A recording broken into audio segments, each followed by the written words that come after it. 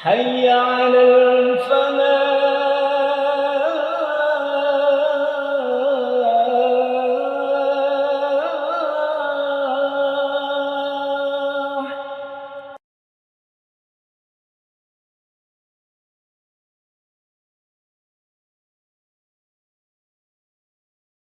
Bismillahirrahmanirrahim. Assalamualaikum warahmatullahi wabarakatuh. Alhamdulillahilladzi allafa baina qulubina fa asbahna bi ni'matihi ikhwana. Asyhadu an la ilaha illallah wahdahu la syarikalah. Syahadatan nadakhiru biha yawma liqa'ih. Yawma la tanfa'u malu wala banun illa man atallaha biqalbin salim. Wa asyhadu anna Muhammadan abduhu wa rasuluh as-sadiqul wa'dil amin. Allahumma salli wa sallim wa barik ala habibina wa rasulina wa qudwatina Muhammadin sallallahu alaihi wasallam wa ala alihi wa ashabihi ajma'in, amma ba'd. Hadirin para jamaah sekalian, mau bilang bapak ibu yang nggak ada ya. Alhamdulillah. Pertama mari kita bersyukur pada Allah Subhanahu wa taala dengan selalu merenungkan kembali betapa banyak nikmat yang Allah berikan ya. Tidak terasa kita sekarang berada di pertengahan bulan Muharram ya. Tanggal berapa ini? Tanggal 14 ya. Muharram. Di bulan-bulan yang disebut dengan Ashhurul Hurum ya. Selamat tahun baru 1447 Hijriah. Mudah-mudahan Allah Subhanahu wa taala dengan kita mengawali tahun ini diberikan panjang umur, diberikan kesehatan, dan diberikan keberkahan insyaallah. Jamaah sekalian rahimakumullah, tema kita hari ini akan mengkaji bersama-sama tentang nikmatnya iman. Kita harus mengatur waktu, insyaallah mudah-mudahan dalam waktu yang tidak panjang sampai menjelang Isya nanti. Barangkali juga ada yang didialogkan, didiskusikan, nanti kita buka ruang pertanyaan. Saya ingin mengawali dulu dengan pengertian iman. Ya, karena penting sekali ya. Sering kita mendengar, kita ini mengenal beberapa terminologi dalam kajian Islam itu. Kalau hadis panjangnya Rasulullah Shallallahu Alaihi Wasallam ketika berdialog dengan Jibril alaihissalam ya, dalam hadisnya Umar bin Khattab, seseorang yang datang dengan baju putih ya, kemudian tanpa terlihat dia seorang yang melakukan safar ya, dan tidak satu pun yang mengenal di antara sahabat-sahabat Nabi itu kan bertanya kan waktu itu. Pertama, ya Muhammad akhbirni anil iman. Yang kedua, akhbirni anil Islam. Yang ketiga, akhbirni an al-ihsan. Yang keempat, akhbirni anis sa'ah. Kan begitu. Yang di ujung hadis yang panjang itu, Rasulullah mengatakan, innahu Jibril atakum yu'allimukum dinakum. Tadi yang datang itu adalah malaikat Jibril. Bertanya kepada Nabi tentang 4 hal. 1 tentang iman. 2 tentang Islam. 3 tentang ihsan. Yang 4 tentang as-sa'ah. Amaratus sa'ah. Tanda-tanda kiamat kubro nanti.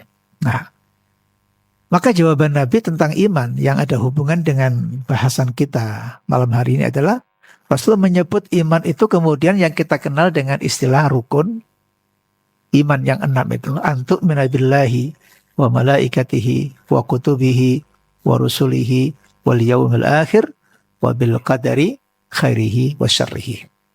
Ini rukun, disebut dengan rukun iman.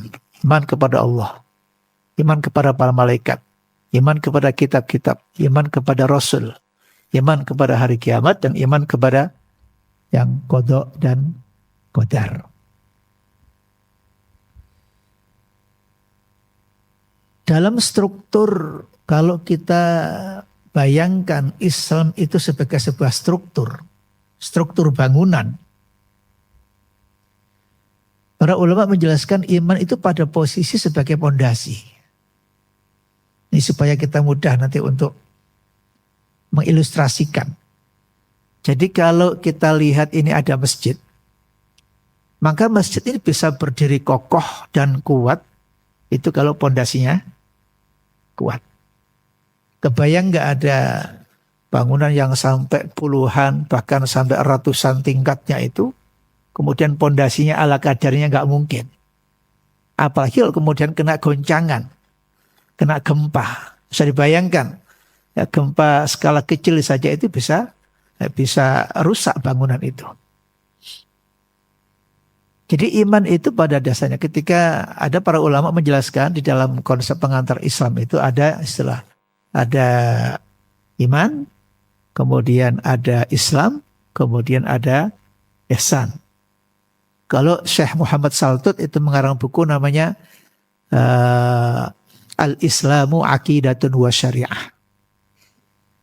Jadi akidah itu sering dikonotasikan dengan pengertian iman, syariah itu sering dimaknai dengan pengertian Islam dan ihsan.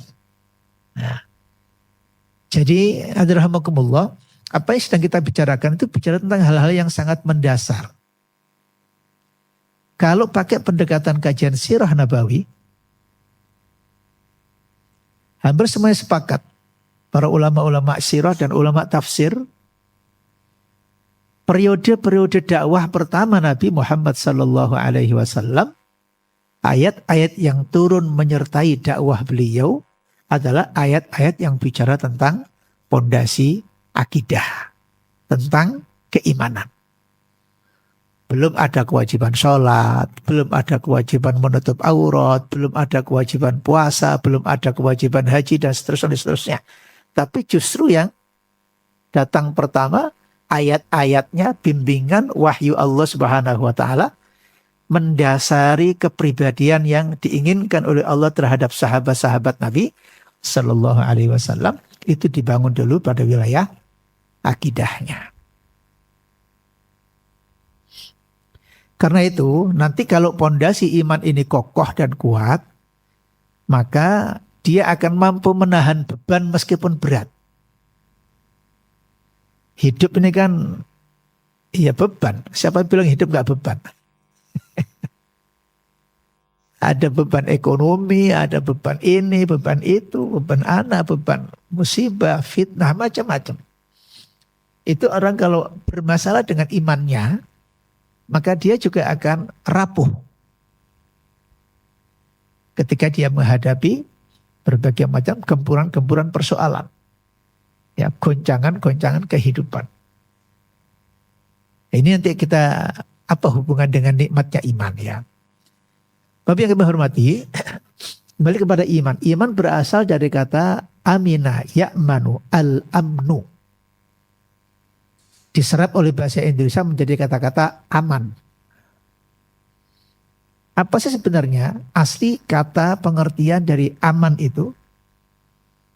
Saya kira bahasa Indonesia juga sudah ya, aman pokoknya.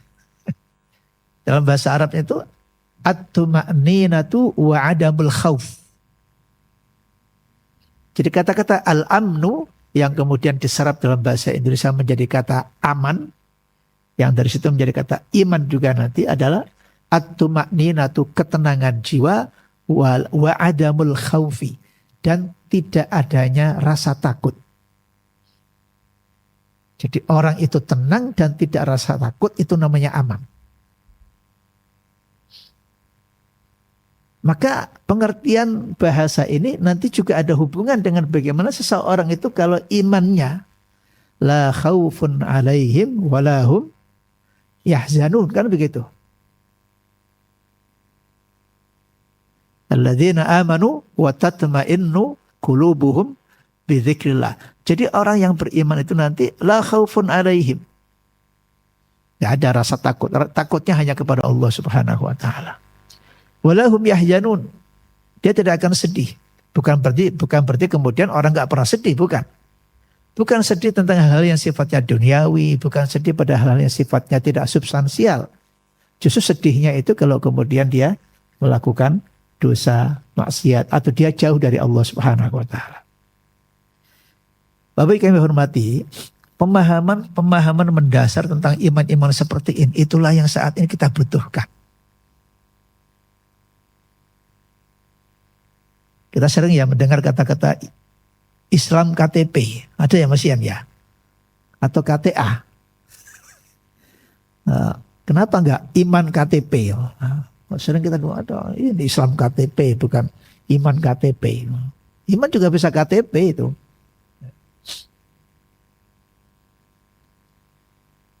Salah satu di antara definisi al-iman itu adalah at-tasdiqu al-jazim bikulli ma akhbarahu Allah wa rasuluhu ma'al ikrar wat tuma'ninati wal qabul wal inqiyadu bihi.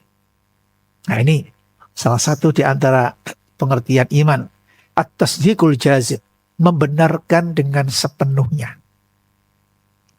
Bima akhbarallahu wa rasuluhu, atas apa saja yang disampaikan oleh Allah dan Rasulnya. Ya, tidak ada garansi keyakinan kita terhadap Al-Quran dan Sunnah Nabi.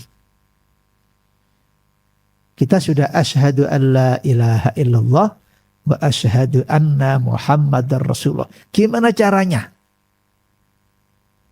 Asyhadu an la ilaha illallah kita dan asyhadu anna Muhammadar Rasul kita itu bukan hanya di lisan, tapi dia menjadi at-tasdiqul jazim. Saya kira memang bukan persoalan gampang. Tapi tanpa proses memahami seperti ini, orang tidak tahu bagaimana caranya. Atau apa yang harus dilakukan supaya betul-betul imannya itu sampai pada definisi at-tasdiqul al-jazim. Bukan hanya membenarkan, diteruskan lagi dengan ma'al ikrar. Wat tuma'ninah. Wal qabul wal inqiyad. Oh, ternyata banyak syaratnya. Setelah membenarkan, ma'al ikrar disertai dengan pernyataan. Makanya dalam beberapa riwayat kita menyebutkan man qala la ilaha illallah khalisan min qalbi dakhalal jannah. Orang yang berucap, makanya mengucapkan asyhadu an la ilaha illallah wa asyhadu anna Muhammadar Rasul harus diucapkan itu. Al-ikrar. Ya, nggak boleh orang beriman cuma di batin saja. Jadi aliran kebatinan. Nggak pernah diucapkan.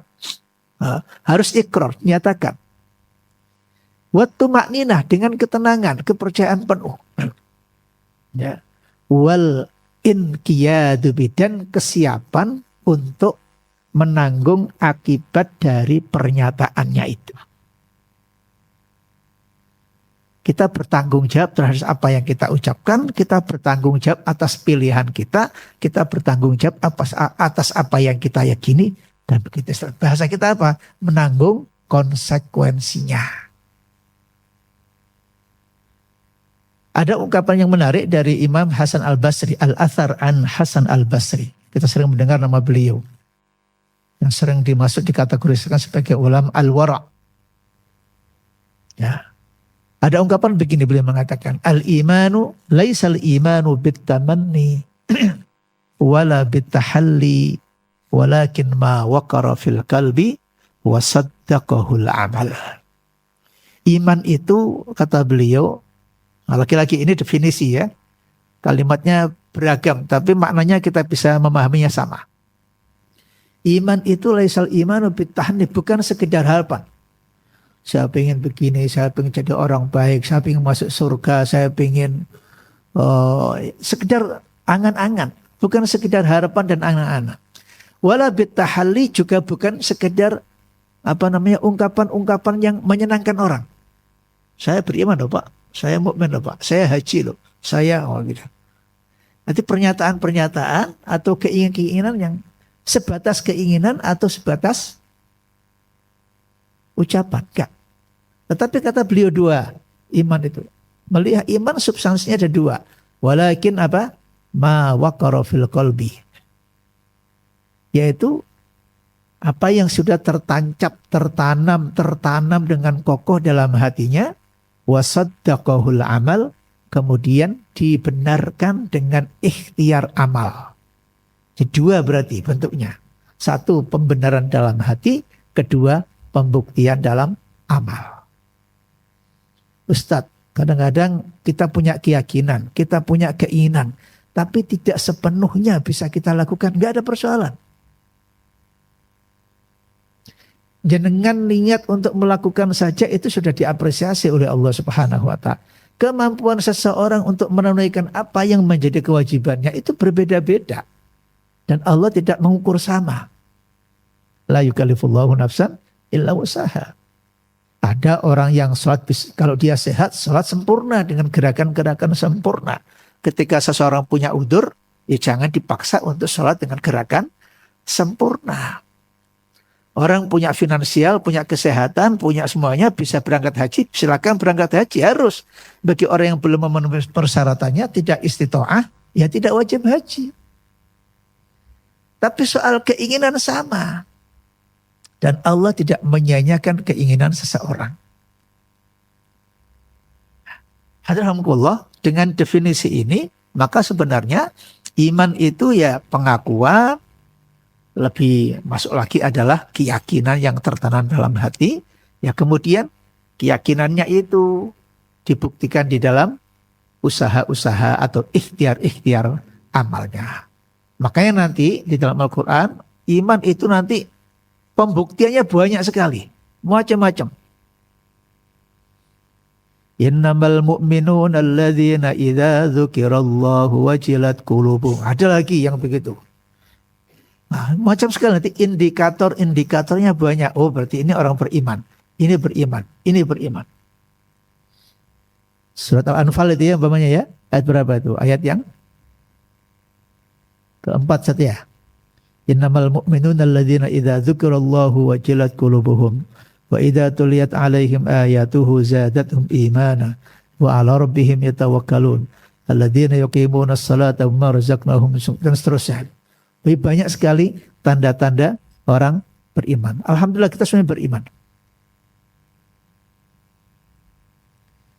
Jadi definisi di atas, Bapak sekalian, maka iman ini memang menjadi sangat-sangat penting. Saya tambahkan lagi, memahami Islam itu nggak cukup hanya dengan niat. Memahami Islam itu nggak cukup hanya dengan perasaan. Perasaan saya sudah baik. Perasaan saya ini sudah benar. Perasaan saya sih sudah nggak salah. Perasaan saya sih sudah sama dengan si A, si B. Nggak cukup. Maka supaya iman kita terukur kebenarannya, maka harus didasari dengan ilmu. Apa? Ilmu.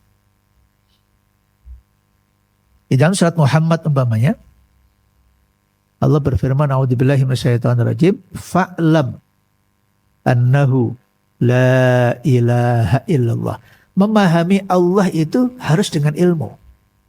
Jadi akidah keimanan itu juga harus didasarkan kepada ilmu. Nggak boleh. Kayak apa? Kayak di Jawa itu ada apa? Apa namanya itu? Wangsit. Ora oleh iku.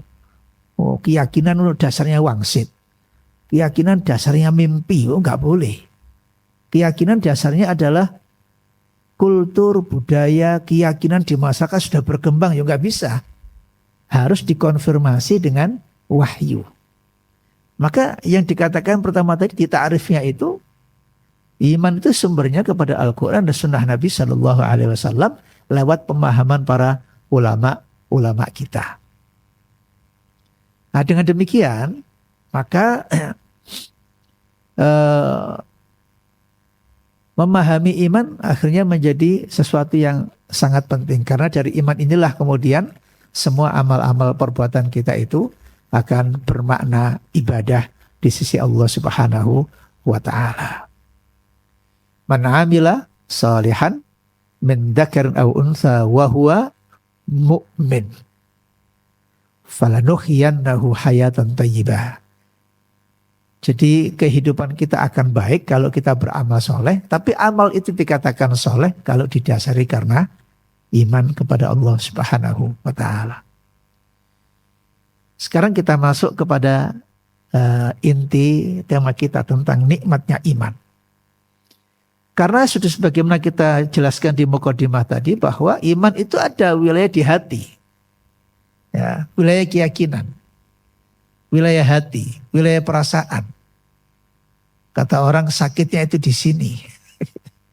Ya. At-taqwa hahuna, takwa juga di sini, fil qalbi wa asyara ila sadrihi. Ya. Maka Nabi pun juga mengatakan bahwa iman seseorang itu meminjam istilah hadis Nabi dalam riwayat Imam Bukhari, Imam Muslim. Rasulullah mengatakan, salasun man kunna fihinna wa man kunna fihi wajada bihinna halawatal iman. Ada 3 kondisi. Kalau sekalian, ini sekarang kita masuk di wilayah bukti. Tadi kita di teori, di konsepnya. Sekarang di wilayah bagaimana implementasinya. Bagaimana bentuk-bentuk konkret iman itu dapat dirasakan nikmatnya. Kalau tadi masih gulanya, sekarang bagaimana mencicipi gulanya. Kalau tadi madunya, madu itu gini. Nah, tadi itu yang awalnya menjelaskan madu itu apa. Nah, sekarang bagaimana kita merasakan betul bahwa madu itu memang manis. Nah, gitu. Satu di antara hadis Nabi menjelaskan dalam riwayat Bukhari Muslim ini, salasun, ada 3 kondisi, ada 3 situasi. Man kunna fihi wajada bihinna halawatal iman.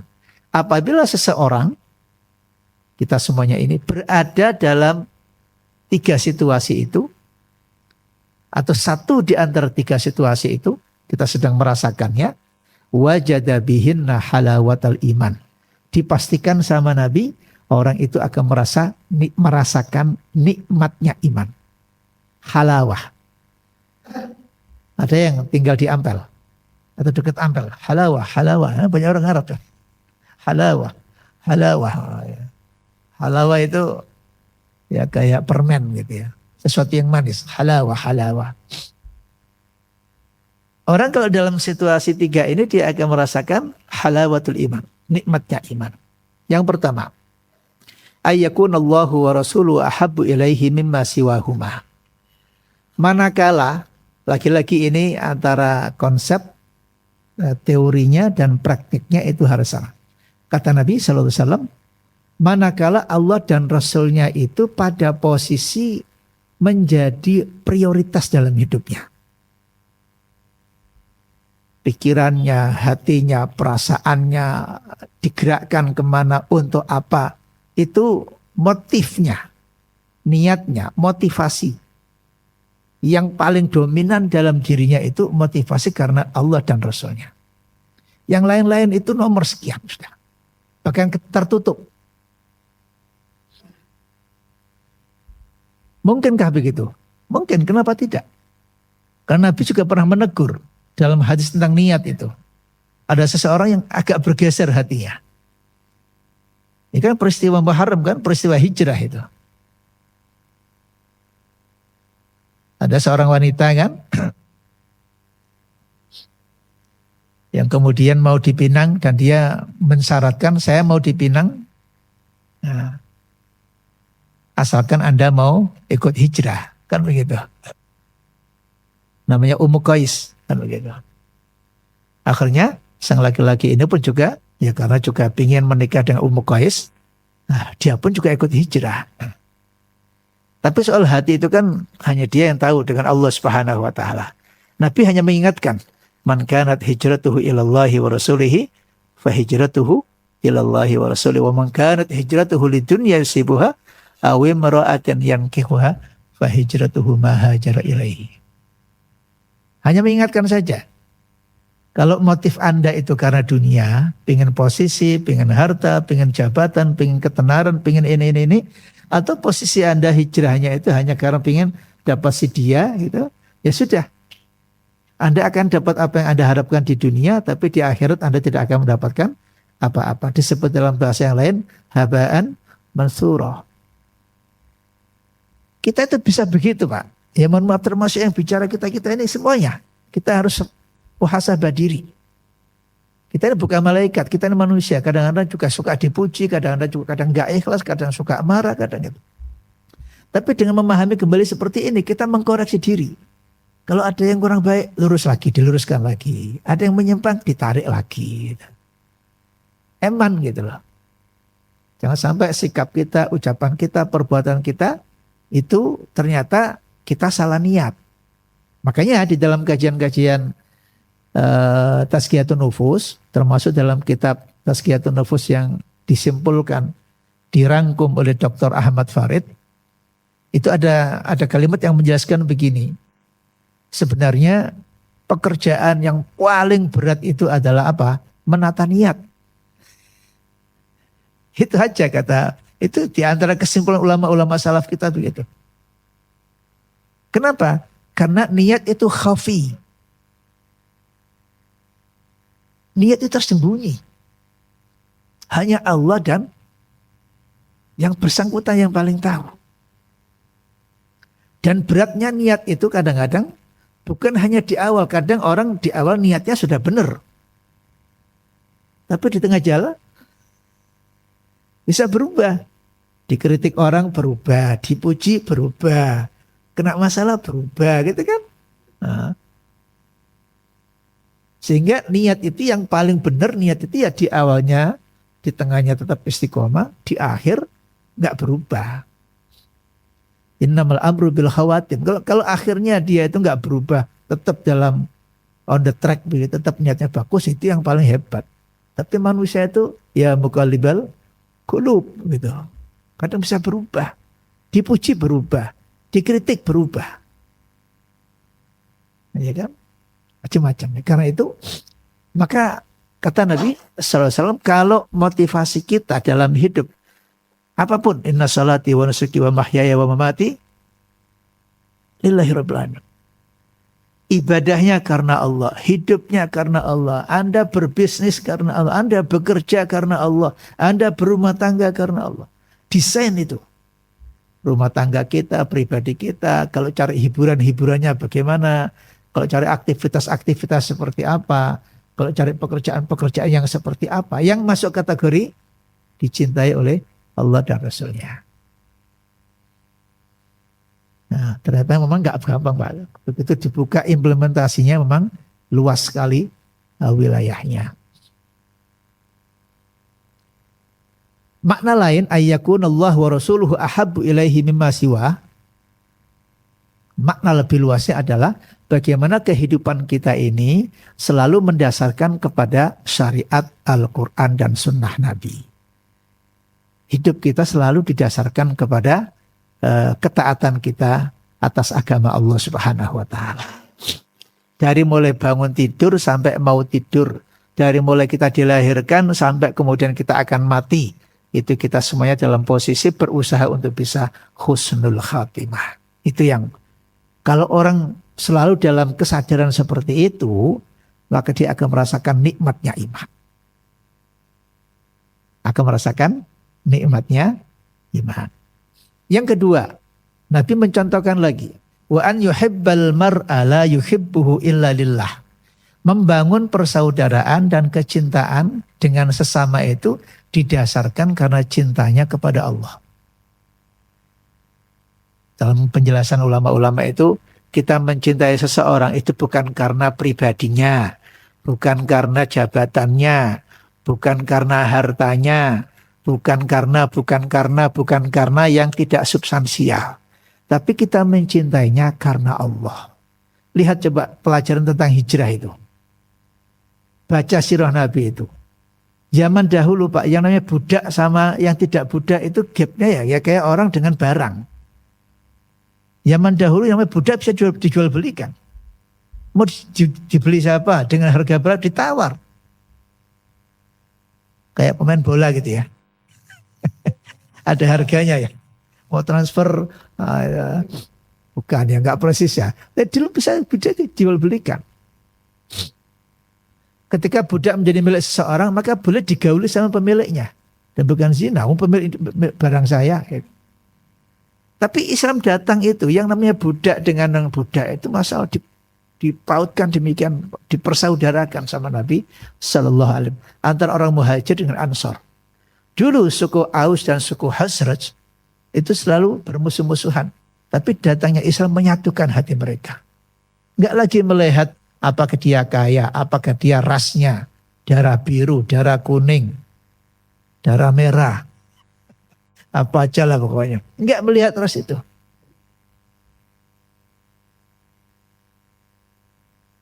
Sehingga ada ungkapan la fadla li arabiyyin wala ajami illa bittaqwa. Enggak ada di hadapan Allah itu enggak penting Anda suku apa, warna apa, keturunan siapa. Bagi Allah enggak penting. Yang paling penting itu adalah ketakwaan seseorang. Itu adalah rasa adil Allah Subhanahu wa taala terhadap hambanya.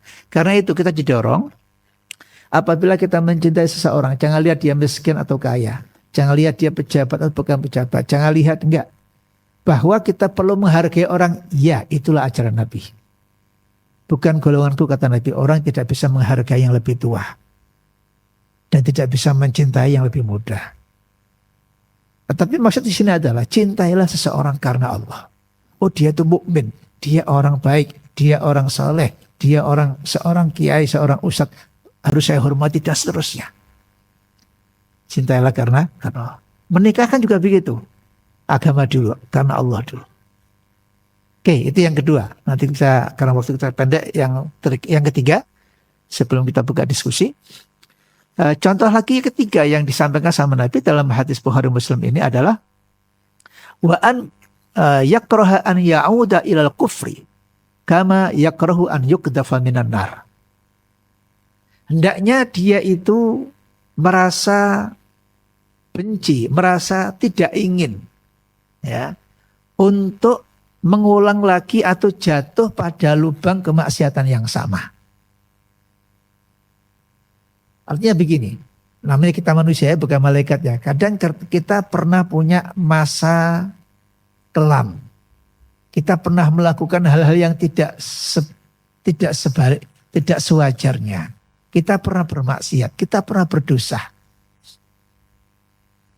Kemudian kita sadar, kita tahu, kita paham bahwa itu perbuatan dosa. Apalagi dosa besar umpamanya. Kemudian kita bertobat, beristighfar, bertobat. Nah ketika kita punya azam, punya kesungguhan untuk tidak mau mengulang lagi. Gak mau tertarik lagi. Gak mau masuk lubang lagi. Ikhtiar kita untuk menjaga diri agar tidak mengulang lagi, itulah dia akan merasakan nikmatnya iman di situ. Seperti orang yang ingin selamat dari bahaya. Dalam bahasa Indonesia namanya traumatik. Gitu kan. Pernah nggak trauma kita? Saya termasuk orang trauma kalau kena setrum, Pak. Jadi kalau melihat barang setrum pernah. Kesetrum sakit. Sekarang melihat yang model kabel-kabel apa gitu itu bayangannya was waki nyetrum gue. Gitu kan. Apalagi orang yang punya pengalaman yang traumanya tinggi. Maka dia akan berusaha kan. Gimana caranya dia tidak terkena lagi. Dia tidak jatuh lagi. Nah, inilah kira-kira ya bentuk implementasi, bentuk konkret. Silakan dikiaskan. Dengan persoalan-persoalan keseharian kita. Betapa banyak masalah-masalah kita, itu kalau dikembalikan dengan konsep iman tadi itu, seseorang akan bisa merasakan nikmatnya iman. Begitu dia merasakan nikmatnya iman, maka dia akan ingin lagi, ingin lagi, ingin lagi. Tapi memang di sana ada nafsu, dan di sana juga ada setan yang selalu mengiringi kita untuk, untuk menggoda kita agar kita tidak semakin dekat dengan Allah Subhanahu wa ta'ala. Saya kira ini yang bisa kami sampaikan ya.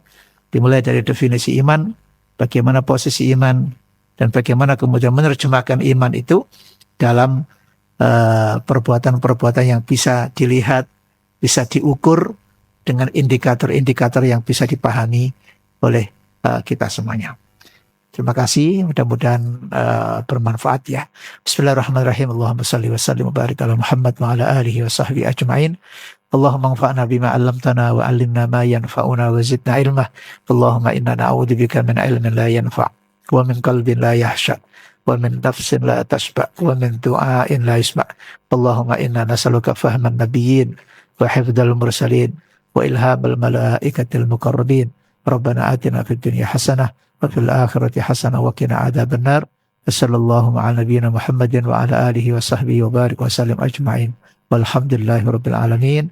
Subhanakallahumma wa bihamdika asyhadu an la ilaha illa anta astaghfiruka wa atubu ilaik. Mohon maaf. Assalamualaikum warahmatullahi wabarakatuh.